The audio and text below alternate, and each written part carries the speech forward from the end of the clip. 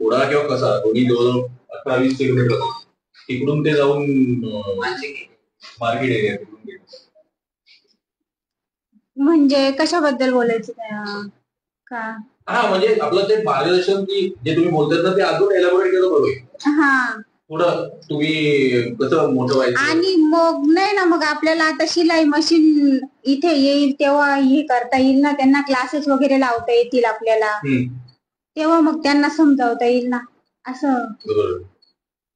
अजून म्हणजे कसं समजावं, म्हणजे असं आता आपण शिलाई मशीन तुम्ही आणणार आहेत आणि मग तेव्हाच ते केल्यानंतरच होईल. आमचं आता 42 ते 43 जण आहेत, त्यातले 36-37 टेलरिंग आहे आणि 5 आरी वर्क आहे.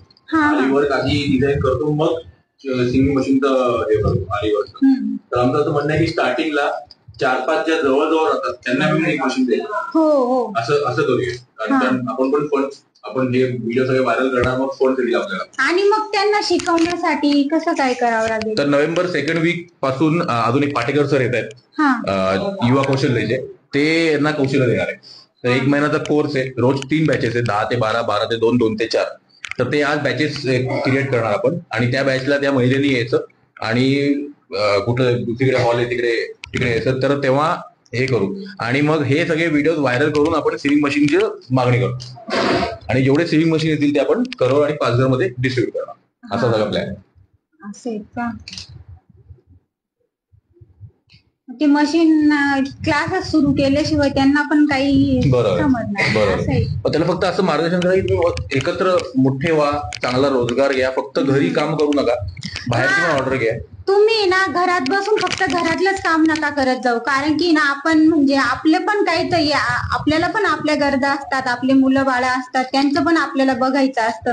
आणि तुम्ही कसं म्हणजे शेतीचेच काम करत असाल, हे 4 महिने झाले की तुम्हाला काही दुसरं काही नसेलच, त्यामुळे मग असं काही काम केलं ना तर तुम्हाला काहीतरी त्यातून स्वतःची पण गरजा भागवता येतील, कुटुंबाच्या पण भागवता येतील, आपल्याला आर्थिक पण त्यामधून हे होईल,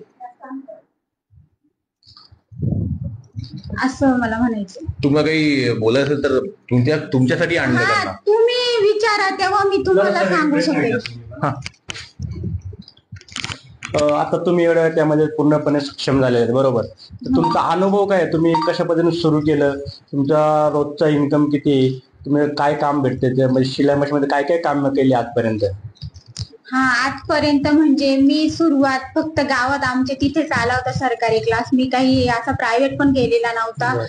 पण मग त्यातून मी आता ड्रेस वगैरे शिवायला लागले आणि त्यामधून मग मला म्हणजे आम्हाला पगार पण खूप कमी, 10,000 रुपये महिना आहे आणि तो पण मानधनी वेळेवर नसतो आम्हाला. मग मी शिलाई मशीनच्या कामातून स्वतःच्या मुलांचं पण शिक्षणाला हातभार लावू शकते किंवा स्वतःच्या पण गरजा पूर्ण करू शकते आणि आपल्याला त्यातून खूप म्हणजे खूपच फायदा होतो. असं नाही ना की आपल्याला दुसरीकडे जावं लागतं, आपल्याला घरात बसूनच करायचं असतं.